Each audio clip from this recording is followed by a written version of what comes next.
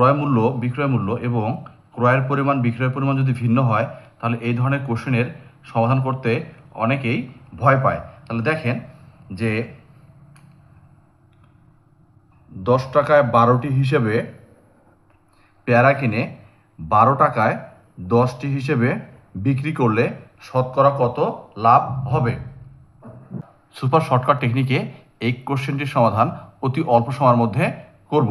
দেখেন, CP cost price, যার বাংলা অর্থ হচ্ছে ক্রয় মূল্য।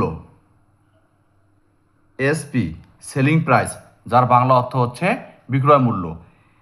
এতে হচ্ছে অ্যামাউন্ট, অ্যামাউন্ট কথার অর্থ হচ্ছে টাকা। কিউতে কোয়ান্টিটি, কোয়ান্টিটি কথার অর্থ হচ্ছে পরিমাণ। সিপি, তাহলে ক্রয় মূল্যের লাইন 10 টাকায় 12টি, তাহলে হচ্ছে 10 টাকায় 12টি। এসপি, তাহলে দেখেন 12 টাকায় 10টি, তাহলে হচ্ছে 12 টাকায় 10টি।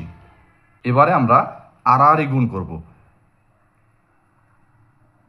10 এবং 10 গুণ করলে হবে 100,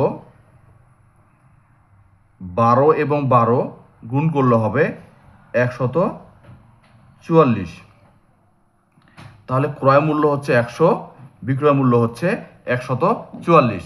তাহলে সিপি অনুপাত এসপি, তাহলে 100 অনুপাত 144।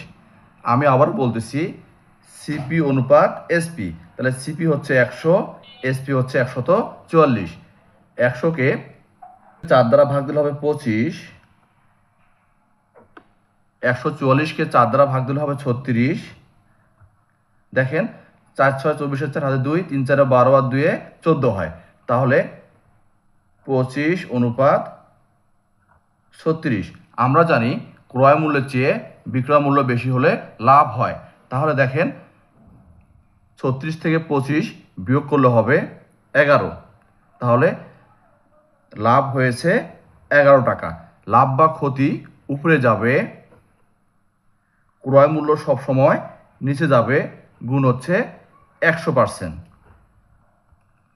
25 দ্বারা 100কে গুণ করলে হবে 4, 11 এবং 4 গুণ করলে হবে 44%। তাহলে এই কোশ্চেনের অ্যান্সার হচ্ছে ঘ, 44%। এরকম সুপার শর্টকাট টেকনিকে গণিতের সমাধান পেতে চাইলে অবশ্যই চ্যানেলটি সাবস্ক্রাইব করবেন। ধন্যবাদ।